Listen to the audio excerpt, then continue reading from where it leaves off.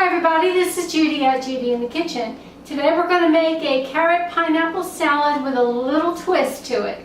This is a really easy recipe with only 5 ingredients and it's delicious just the same. Now I have some shredded carrots. These are rainbow carrots, so I've got a white carrot here, a purple carrot shredded up, and an orange carrot shredded up. It comes to right at 3 cups of shredded carrots. If you don't want to use the rainbow, you can't get a hold of the rainbow carrots, just use regular carrots.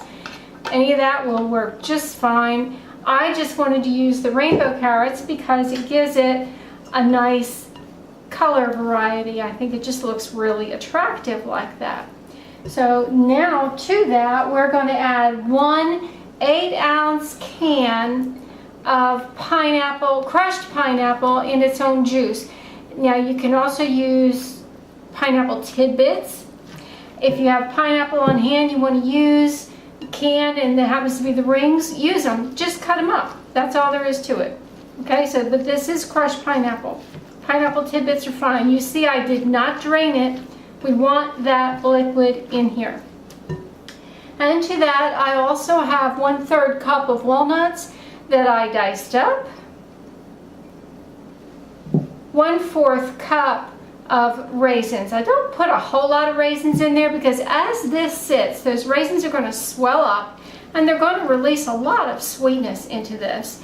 And if you want them sweeter than that, feel free to add all the raisins you want. Some carrot salads like this will call for a cup of raisins.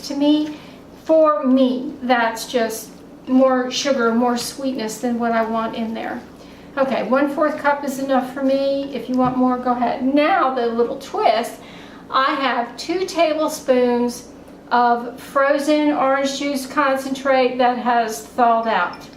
This, we know that pineapple and orange goes really well together.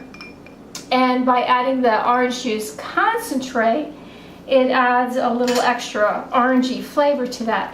If you don't have the concentrate, don't want to use the concentrate, just use some orange juice. I just like the concentrate because it adds the extra flavor, and all we're doing here is mixing this up. And then my suggestion is to put it in a covered container in the refrigerator, preferably overnight, but even 4 hours. You want those raisins and the vegetables to soak up some of this delicious fruity juice that's in there. And as the raisins plump up, again, they will release a lot of sugar, and this is going to be on the sweeter side, but it's colorful and delicious just the same. That's it. That's all there is to it. So I'm going to cover it up and enjoy it tomorrow.